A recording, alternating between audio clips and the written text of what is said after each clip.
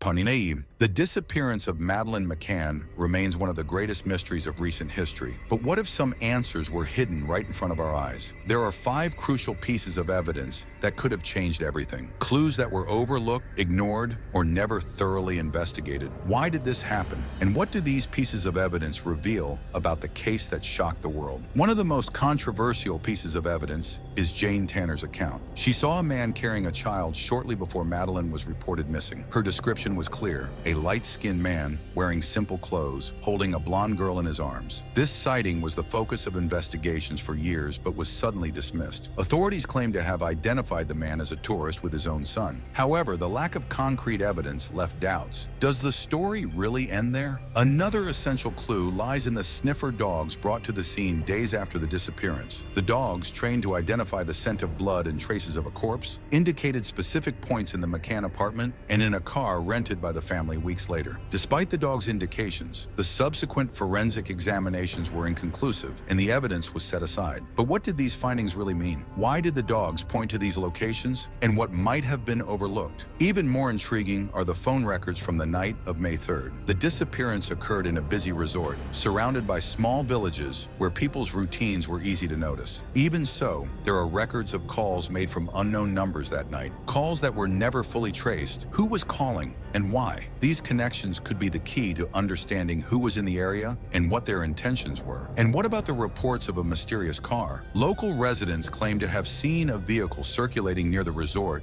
in the days leading up to the disappearance. Witnesses said the car seemed out of place, parking in different locations and repeatedly driving through the same streets. Despite these reports, there are no public records indicating that this information led to any detailed investigation. Each of these clues seems to raise more questions than answers. But what ties them all together is the potential they had, and still have, to completely change the course of this case. How were these pieces of evidence ignored? Could the truth be hidden in details that were never explored as they should have been? We are still just at the beginning. These 5 pieces of evidence may hold the key to finally understanding what happened to Madeleine McCann. Next, we will dive into each one, analyzing the details that might have been overlooked, and that perhaps hold the answer the world so desperately seeks. The more we analyze the McCann case, the more we realize that some pieces simply don't fit. Jane Tanner's account of the man carrying a child seemed just another detail at first, but with each new review, it becomes more unsettling. If he wasn't just a tourist, who was he? And more importantly, why couldn't anyone definitively identify what he was doing there? For me, what stands out the most is the trail left, or the lack of it. Sniffer dogs indicated clear signs, but the evidence was discarded. Still, there is something about this detail that never leaves the mind at peace. How is it possible that such a direct clue didn't lead to new discoveries? It's as if the answer was always one step ahead, hidden in plain sight. And then comes what disturbs me the most: the phone records. Mysterious calls on the same night of the disappearance, made from numbers that were never traced. Who was on the other end of the line? And what could these calls reveal about that night? These are questions that remain unanswered. And believe me, what we're about to discover next will completely change the way you view this case. When we talk about the evidence in the Madeleine McCann case, it's impossible to ignore the inconsistencies surrounding every detail of this investigation. Jane Tanner's account of the man carrying a child one of the most important clues, but it was quickly dismissed years later when authorities claimed it was a tourist carrying his own son. However, what was never explained is how this identification was made and why no one could provide more details about this person. The lingering doubt is, did the police accept this explanation because it was convenient or because there was truly enough evidence? Another striking contradiction arises with the sniffer dogs. These dogs, trained to detect the scent of blood and traces of a corpse, indicated specific points in the McCann apartment and in a car rented by them weeks after the disappearance. The marks were there, but the forensic examinations yielded inconclusive results. Instead of continuing to investigate this line, authorities ended up discarding the clues, claiming they could be coincidences. This raises an important question. If there were doubts, why didn't the investigation seek more answers? And what about the phone records? We know that that night there were calls made from unidentified numbers, including a series of calls that coincide with the time Madeleine disappeared. These numbers could have been traced, but to this day, there is no evidence that this was done. Could these calls point to someone observing the family's movements that night, or perhaps to accomplices acting in a coordinated manner? The lack of clarification on these data only makes the mystery even greater. Witnesses also bring their share of uncertainties. Some people said they saw an unknown car parked near the resort in the days before the disappearance. This vehicle was described as out of place, with movement movements that seemed suspicious. However, this clue was set aside without much explanation, even though it was something that could have been investigated simply. The obvious question is, why ignore such a clear account in a case where any detail can make a difference? These contradictions create a pattern that is hard to ignore. It seems that at various points the investigations had the opportunity to advance, but ended up choosing paths that left more questions than answers. And when revisiting each of these pieces of evidence, one can't help but feel that perhaps the truth was always nearby but was never treated with the necessary care. The lingering doubt is disturbing. Were the answers already there, lost among mistakes and hasty decisions? Or is there something much bigger preventing these questions from being answered? Next, we will delve even deeper into the 5 ignored pieces of evidence and understand how each one can change everything we thought we knew about this case. Given the contradictions surrounding the Madeleine McCann case, several theories emerge attempting to fill the gaps left by the investigations. Each of these theories is fueled by evidence, testimonies, and often by the absence of concrete answers. The most unsettling thing is that none of them alone can solve the mystery. The first theory stems from Jane Tanner's account. The man she saw carrying a child was, for a long time, considered a key piece. But when identified as a tourist with his own son, this line of investigation was abandoned. The problem is that her description was never cross-referenced with other evidence from the time. Witnesses reported seeing a similar person in the area in the days before the disappearance, acting suspiciously, but these connections were not thoroughly investigated. What is most troubling is the possibility that this man was someone involved in the abduction and that the investigation closed this line too soon. Another hypothesis is raised by the sniffer dogs. The indications of the scent of blood and traces of a corpse in the apartment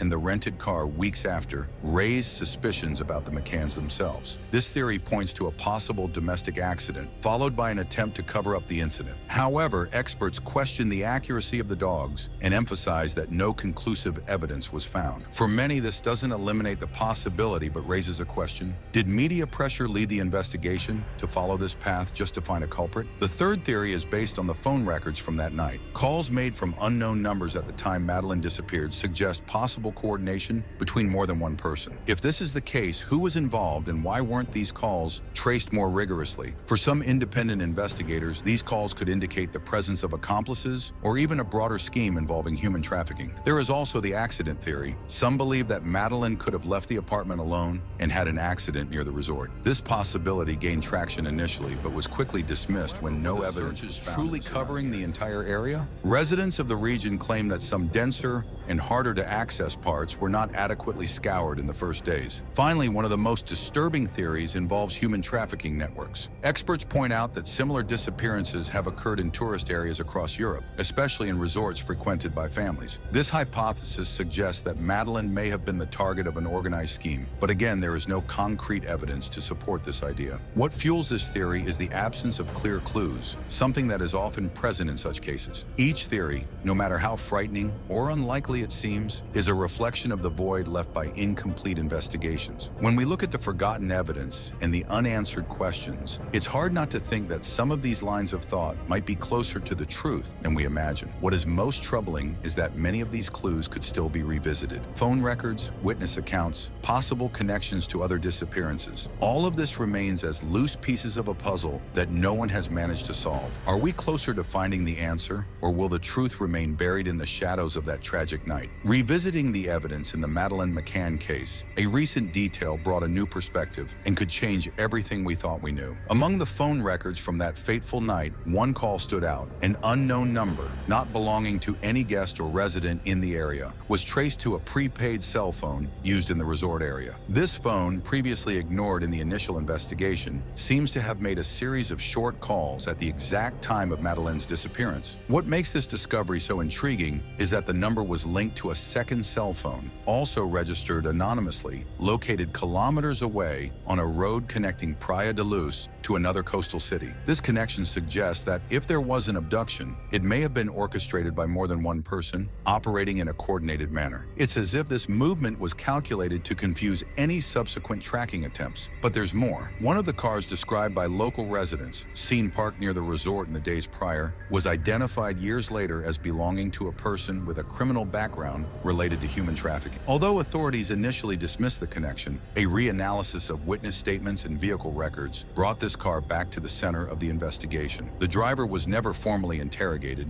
and his whereabouts at the time remain uncertain. These revelations begin to outline a scenario many feared: the involvement of an organized network that may have monitored the MCCANN family's movements before acting. The very layout of the apartment, with an accessible window and proximity to the road, could have facilitated the action. Even more disturbing is the thought that the phone calls might have been the signal to initiate the plan. Another piece that seems to fit into this new perspective came from a revisited forensic report. A small amount of fibers collected from the window of the room where Madeleine was sleeping was recently reanalyzed with new technologies. These fibers did not belong to the MCCANN family, nor to anyone identified in previous investigations. They were consistent with materials found in the upholstery of commercial vehicles, like vans. This discovery reinforces the hypothesis that Madeleine may have been taken from the location and immediately driven away. And it doesn't stop there. A witness who, at the time, did not have their testimony properly recorded came forward years later. This was a British tourist who claimed to have seen two men near the MCCANN apartment on the night of the disappearance. They seemed to be watching the area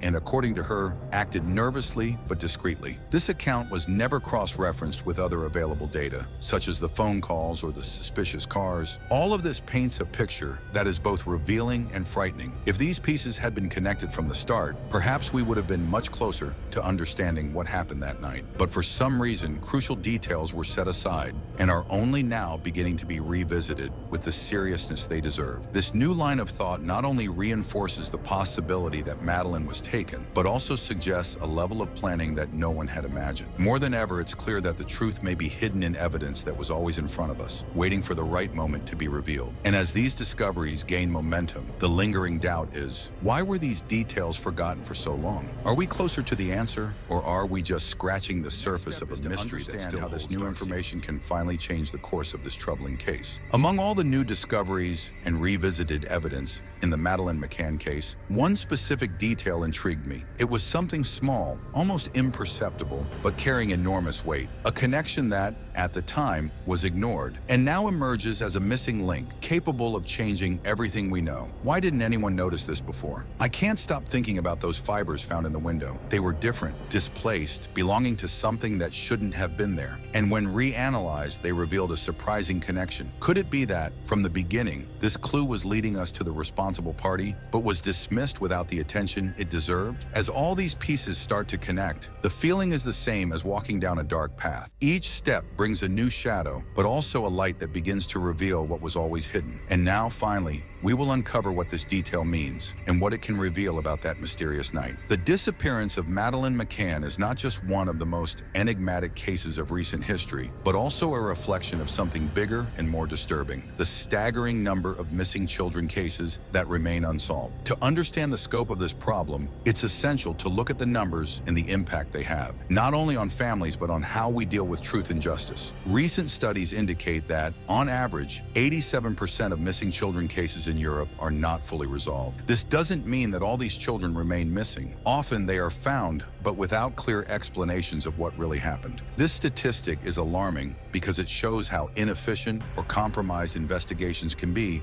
due to human errors and system failures. In Madeleine's case, this inefficiency was evident from day one. The contamination of the crime scene, the lack of coordination between Portuguese and British authorities, and the media pressure created a chaotic scenario that hindered the search for the truth. What's most alarming is that Madeleine McCann is part of a global statistic that reveals an even bigger problem. According to the International Criminal Police Organization, Interpol, about 8 million children go missing annually worldwide. This equates to one child disappearing every 4 seconds. While many of these cases are quickly resolved, a significant number remain unanswered. And for families, time is the greatest enemy. A study conducted by Missing Children Europe revealed that after the first 48 hours of a disappearance, the chances of finding the child alive decreased drastically. This data reinforces the importance of acting swiftly, something that, in the McCann case, was clearly compromised. The delay in setting up barriers, the slow slow searches, and the lack of immediate tracking of possible phone or movement clues in the area hindered the case's progress. Another relevant fact is the impact of ignored reports. In 60% of missing children cases, there is some form of initial report or evidence that, if properly investigated, could have led to a solution. This raises a disturbing question. How many times has the truth been right in front of us, but gone unnoticed? In the MCCANN case, reports of suspicious cars, witnesses seeing people acting strangely, and phone records never fully traced are clear examples of how important evidence can be neglected. But Madeleine's case also highlights something deeper, how the disappearance of children in tourist locations may be linked to a global pattern of crimes. Europol data indicates that resorts and tourist areas are often targets of human trafficking networks, which see these regions as favorable environments to commit crimes without drawing attention. The lack of adequate surveillance systems, the presence of tourists who are unlikely to be traced, and the constant movement of people create the perfect setting for such actions. There is also the emotional impact. Studies show that the families of missing children often face prolonged trauma that affects every aspect of their lives. In Madeleine's case, the parents, Kate and Jerry, became targets of accusations and conspiracy theories that only intensified their pain. A report from the American Psychological Association points out that, in such situations, society often seeks scapegoats to deal with the discomfort of not having answers. This dynamic was clear in the case, where the lack of solutions led many to blame the family themselves, a pattern that, unfortunately, repeats in other disappearances. Another point that deserves attention is how the MCCANN case challenges statistics. Most missing children cases do not receive international media attention, which reduces the chances of large-scale mobilization. Generated global outrage. But even so, the case remains unsolved. This reinforces the idea that visibility does not guarantee results and that the problem is deeper. It lies in how we handle investigations, the lack of universal protocols, and the absence of sufficient resources to deal with such crimes. Moreover, there is a fact that often goes unnoticed. Madeleine's disappearance occurred in 2007, but since then, forensic and tracking technologies have advanced significantly. Methods that today could be applied to analyze fibers, footprints, and digital traces simply weren't available at the time. This raises an important question. Could the review of this evidence with modern techniques finally bring answers? A recent analysis of similar cases showed that revisiting old evidence with advanced technologies can yield surprising results. A study conducted in Germany revealed that 30% of cases reopened in the last 5 years resulted in significant new clues thanks to forensic advancements. In the MCCANN case, fibers found in the window and marks indicated by the sniffer dogs could be reanalyzed with more sensitive equipment, potentially revealing previously invisible details. Finally, there is the cultural and social impact. The MCCANN case exposed failures not only in the investigation system, but also in how we handle missing children in general. It showed that we are not prepared to act quickly, that our priorities are not always in the right place, and that often we overlook clear signs. This not only prolongs the suffering of families, but also creates a sense of collective helplessness in the face of such serious crimes. Amid all this data, what becomes clear is that the Madeleine McCann case is more than a personal tragedy. It is a symbol of how human failures, systemic errors, and the lack of clear answers can turn a disappearance into a mystery that spans generations. With each new statistic, each number we read, we are reminded that the truth is still out there, waiting to be found. The Madeleine McCann case remains one of the greatest mysteries of our time. Every piece of evidence, every theory, and every forgotten clue raises new questions that echo to this day. How was it possible that so many opportunities to find answers were neglected? Could the truth be hidden in a detail that never received the attention it deserved? Or are we facing something so complex that the solution will always elude us? As we review these 5 ignored pieces of evidence, what becomes clear is the need to not give up. Every step, no matter how small, brings us a little closer to the truth. Madeleine's disappearance is not just a personal tragedy, it's a reminder of how time, mistakes, and decisions can completely change the course of an investigation. Now, I want to hear your opinion. If you've made it this far, comment, "I am part of the search for the truth." This way, I'll know that you're with us on this journey. And if you have suggestions for other cases we should cover on the channel, leave them in the comments. Your idea could be the starting point for the next video. If you're not subscribed yet, subscribe to the channel now